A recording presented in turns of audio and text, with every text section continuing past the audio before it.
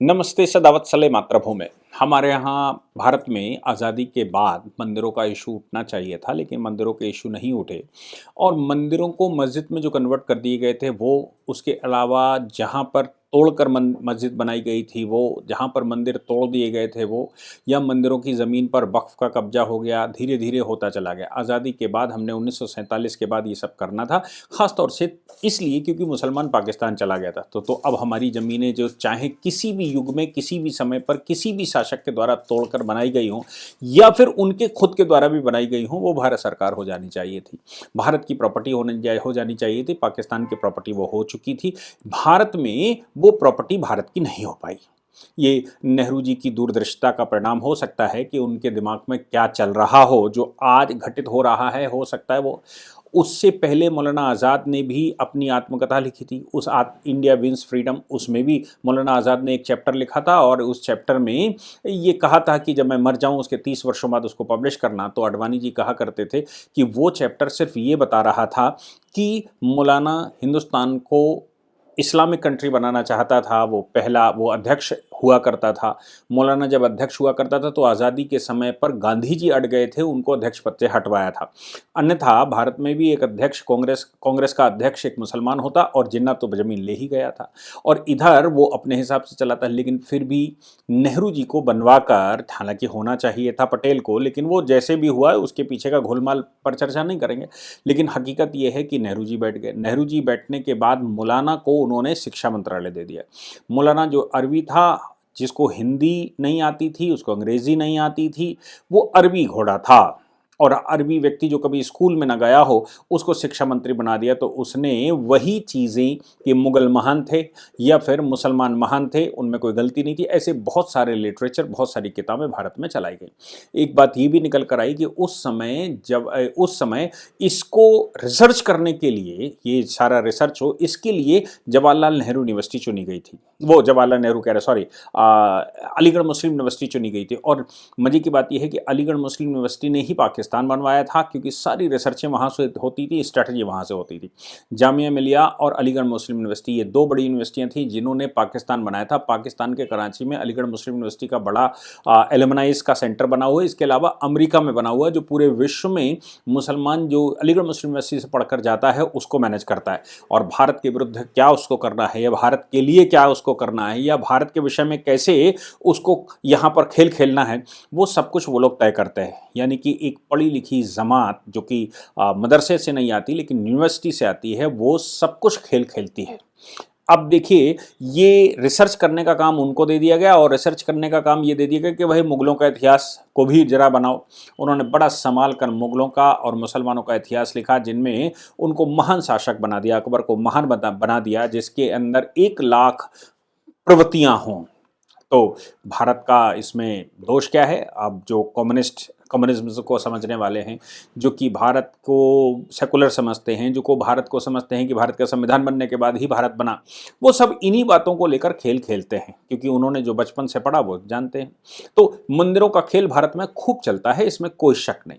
और इस समय 2014 में सरकार बनने के बाद वो मंदिरों के खेल धीरे धीरे करके जो खेल खेले गए वो अब निकल कर आ रहे हैं। चाहे वो अयोध्या की बात करें, चाहे मथुरा की बात करें, काशी की बात करें, तमिलनाडु के मंदिरों की बात करें, मदुरै मंदिर की बात करें, या फिर सबरीमाला मंदिर में हम कोई बात करें, या फिर हम पद्मानम स्वामी मंदिर की बात करें। देश भर के जो बड़े विशाल मंदिर, जो भारत का गौरव हुआ करते थे, भारत का अभिमान हुआ करते थे, भारत का स्वाभिमान हुआ करते थे, उन सभी को अब अवसर मिला है कि वो अपनी बात कह लें। उसका कारण है भारतीय जनता पार्टी की देश में सरकार होना और कई राज्यों में उनकी सरकार होना। शुरू में कन्फ्रंटेशन चला, लेकिन अब सब लोग समझ चुके हैं कि इनको संभाला नहीं जा सकता, इन्होंने जो करना है वो करके रहेंगे। और हिंदू समाज, भारतीय जनता पार्टी और जो ऐसा समाज जो अपने आप को हिंदू नहीं कहता या डिनाई करता है कि मैं हिंदू नहीं हूं लेकिन वो राष्ट्रवादी है, वो सारे के सारे भाजपा के साथ खड़े दिखाई देते हैं। और परिणाम ये होता है कि सरकार लगातार बनती चली जा रही है और प्रदेशों में भी सरकार बनती चली जा रही है। बिहार का इलस्ट्रेशन उसका एक जीवंत इलस्ट्रेशन है। अब ऐसी परिस्थितियों में वो मंदिर जो बाद में बनाए गए उनमें भी विवाद है। इस्कॉन के बारे में हम सब लोग जानते हैं। इस्कॉन प्रभुपाद ने बनाया था, ऐसा कहते हैं। वो एक संस्था बनाई थी, अमेरिका में वो खोली गई। अमेरिका से फिर उन्होंने भारत में मंदिर बनाने शुरू करे। भारत में मंदिर और पूरे विश्व में इस्कॉन टेम्पल बनाने, उसके दो पक्षों को ले लीजिए। एक पक्ष ये है कि उन्होंने भगवान की आस्था को स्थापित किया। दूसरा पक्ष ये कहता है, राजीव दीक्षित जी कहा करते थे, जहाँ तक मुझे याद है, कि इस्कॉन टेम्पल सिस्टमेटिक तरीके से भारत के धन को लूटने की एक व्यवस्था है कि यहाँ से मंदिर बनाकर एक दुकान खोलना, दुकान में चढ़ावा चढ़वाना, उसको एक वेल मैनेज करना और जो धन है उसको अमेरिका ले जाना। लेकिन ये जो विषय आज जिस पर हम चर्चा करने जा रहे हैं, इस विषय को अगर सामने लाएंगे तो समझ आ जाएगा। लेकिन हाँ, ये बात जरूर कही जा सकती कि आज की तारीख में ओशो के जो बड़े बड़े आश्रम हैं उन पर विदेशियों का कब्जा है। ओशो ने अपने परिवार में किसी को नहीं रखा था। आचार्य रजनीश बहुत बड़े थिंकर, बड़े विचारक और भारत को विश्व पटल पर ले जाने वाले थे, लेकिन उन्होंने बड़े बड़े आश्रम बनाए। उन आश्रमों में और उनकी जो स्पीचेस हैं, उनकी जो टॉक्स हैं, शायद उस समय उनको अंदाजा नहीं रहा होगा कि कॉपीराइट्स का खेल बनेगा, क्योंकि उस समय सीडी डीवीडी बिका करती थी। अब उनके भाषणों की उनके जो उपदेश हैं, उनकी सीडी डीवीडी बनती थी। वो मालूम पड़ा कि विदेशों में लोग ले गए और उन्होंने यूट्यूब पर डाल दिया। अब जो सबसे पहले यूट्यूब पर डाला तो मालूम पड़ा यहाँ से मंदिर प्रशासन भी या फिर आश्रम भी अगर उसको डालना चाहता है तो कॉपीराइट का इशू आता है, यूट्यूब चैनल बंद करवा दिए जाते हैं। ये बड़ा खेल भारत के साथ चल रहा है। जमीनों पर जो आधिपत्य है वो विदेशियों का मोस्टली है या विदेशी इन्फ्लुएंस में लोगों का है, और वो आश्रमों की जमीनें बेचने उचने के तमाम केसेस आते रहते हैं कि वो भाई ये टुकड़ा निकालना चाहते हैं, वो एक डील कर ली, ये डील कर ली, और ऐसे बहुत सारे इश्यूज। जो भारत सरकार की प्रॉपर्टी है या भारत में ही रहनी चाहिए, भारतीयों के हाथ में रहनी चाहिए, नहीं तो हिंदू रिलीजियस एंडोमेंट एक्ट के जैसा कोई एक्ट बनाया जाए जिसका उत्तराधिकारी ना हो उन आश्रमों को, उसको दे दिया जाए ताकि वो उनको मैनेज करे, सरकार मैनेज करे, उस पर प्राइवेट ट्रस्ट बना दी जाए, वो ट्रस्ट मूवेबल हो और वो ट्रस्ट उसको मैनेज करे। ऐसा कुछ होना चाहिए, लेकिन वो विदेशियों के हाथ में है। चूंकि जो ट्रस्टें बनी, जो वो बना, तो ऐसे खेल भी भारत में होते हैं। तो आचार्य रजनीश की हम बात कर लें या फिर मैं अभी जिनकी बात कर रहा हूं उनकी बात कर लें, इस्कॉन टेम्पल की बात कर लें, इन पर आरोप सदैव से ये रहे हैं कि यहां से धन ले जाकर ये विदेशों में ले जाते रहे और विदेशी आधिपत्य इन पर रहा है।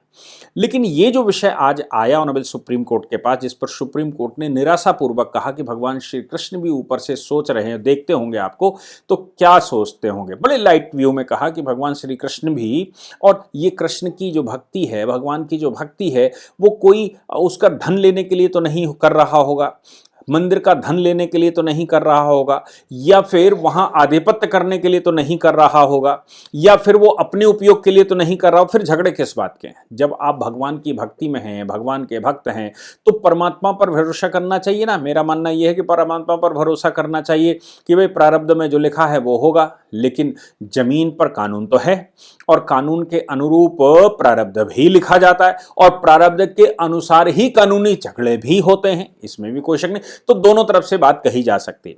इस्कॉन बेंगलुरु का एक मामला सुप्रीम कोर्ट में आया, अभी उसका मई 2025 में ही डिसीजन हुआ था।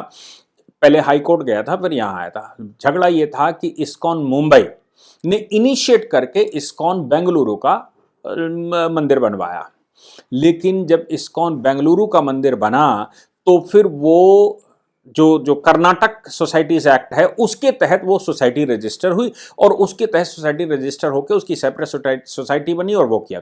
मदद करने वालों में मुंबई के इस्कॉन वाले रहे होंगे जिन्होंने उसको किया, लेकिन उस समय उन्होंने वैसा कर लिया।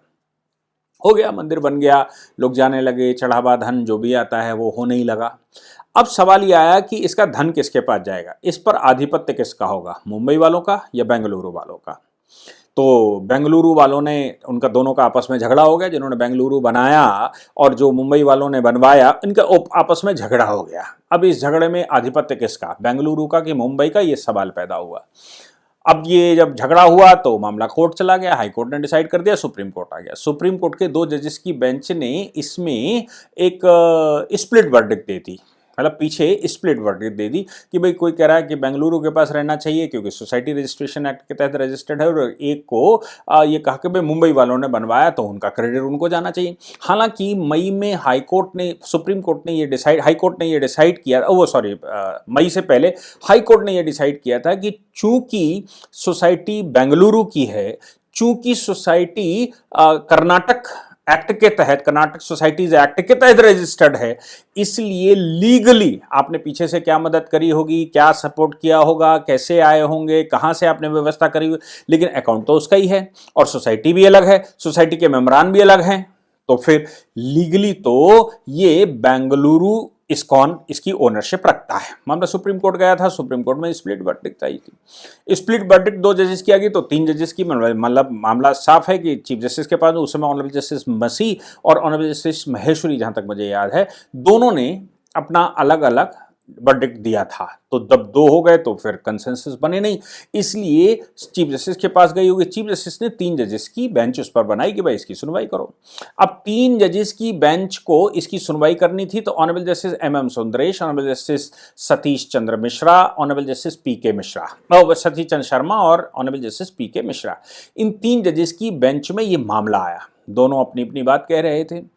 सुप्रीम कोर्ट ने कहा what Lord Krishna might be thinking about all this, ये जो सब कुछ तुम कर रहे हो इसके मामले में भगवान श्री कृष्ण क्या सोचते होंगे।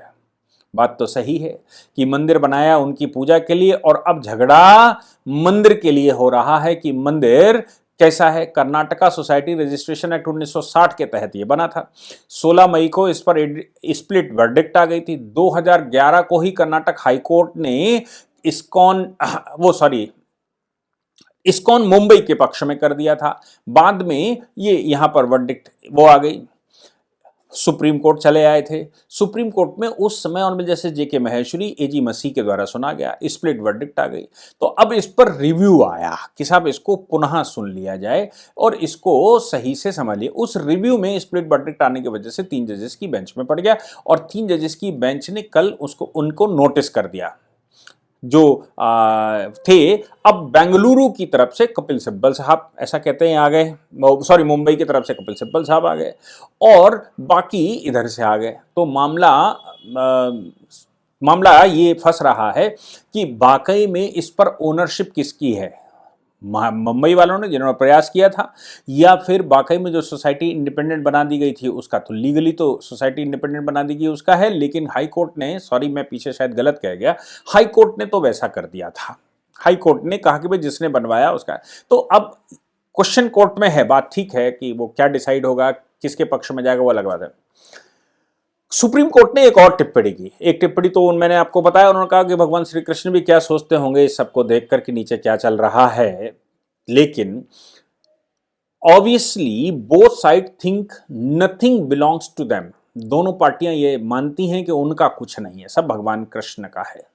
और ये कहते हुए ऑनरेबल सुप्रीम कोर्ट ने दोनों को, सभी पक्षों को जो उसके पक्षकार होते हैं, नोटिस कर दिया। यानी कि सुप्रीम कोर्ट अब इसको विस्तृत रूप से दोबारा सुनने के लिए तैयार हो गया है और वो अब इस मामले को सुनेंगे।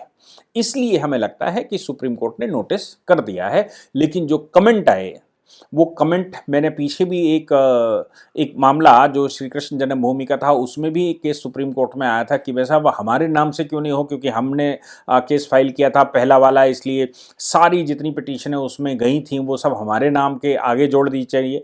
जैसे मैं कहूँ कि अगर किसी मिस्टर ए ने पिटीशन फाइल की थी सबसे पहले, तो बाकी सब आती हैं ए के साइटेशन में एंड अदर्स करती जाती हैं। लेकिन बाद में भगवान श्री कृष्ण की जन्मभूमि के मामले में एक और मामला आ गया और वो अपने आप को नेक्स्ट फ्रेंड कह दिया, भगवान श्री कृष्ण का नेक्स्ट फ्रेंड कह दिया। तो सारे मामले उसी नाम से हाई कोर्ट ने तय किया कि भाई ये मुख्य नाम है, थ्रू नेक्स्ट फ्रेंड और भगवान श्री कृष्ण जन्मभूमि, ऐसे करके इसका बना देते हैं, बाकी को पीछे छोड़ देते, बाकी को अदर्स जोड़ देते हैं, क्योंकि भगवान श्री कृष्ण मेन व्यक्ति हैं, मेन वो हैं, क्योंकि वो डाइटी हैं, उनके नाम से केस आया।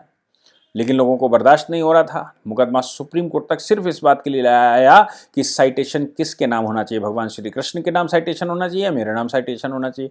भगवान श्री कृष्ण के लिए सबसे पहले मुकदमा हमने फाइल किया था, इसलिए मेरे नाम से आना चाहिए और अदर्स में भगवान श्री कृष्ण जाने चाहिए थ्रू नेक्स्ट फ्रेंड। आप सोच लीजिए कि हमारे देश में ये सब देखकर भी जो भगवान के भक्त अपने आप को कहते हैं, वो उनके लिए भगवान भी क्या सोचते होंगे। आज सुप्रीम कोर्ट ने वो बात कह ही दी कि भगवान भी ये सब देखकर कैसे विचार करते होंगे और क्या सोचते होंगे। बहुत बड़ी तादाद ऐसी भी है जो केसेस लड़ती है, जो काम करती है, लेकिन वो केस से ज़्यादा मीडिया पर फोकस करते हैं, मीडिया पर मतलब अपनी अवगत करवाते हैं, रोज़ स्टेटमेंट देते हैं, और जिसकी वजह से मामला गड़बड़ा जाता है। जिसको काम करना होता है वो मीडिया के पास नहीं जाता, जिसको कुछ करके दिखाना होता है, भगवान के लिए जो कर रहा होता है, उसको नाम की चर्चा नहीं होती, क्योंकि सब तेरा तुझको अर्पण क्या लागे मेरा, सब कुछ तो तुम्हारा है, मेरा क्या है। लेकिन जिसको अहम होगा, जो भगवान से बड़ा समझता है और जो समझता है कि मुझे मेरा नाम जगत में होना चाहिए, उनको तो नाम ही चाहिए, भगवान नहीं चाहिए, या भगवान चाहिए तो मेरे नाम के साथ भगवान चाहिए। आप सोच लीजिए कि सुप्रीम कोर्ट ने कहा कि ये तो सीधी सी बात है कि दोनों पार्टियों में से कोई भी अपना उसको नहीं मानती, ओनरशिप नहीं मानती, फिर लड़ाई भी है, तो किस बात की लड़ाई है? चलिए नोटिस करते हैं और आपको बुलाकर पूछते हैं कि वाकई में तुम्हारी समस्या क्या है। जय हिंद, जय भारत, वंदे मातरम।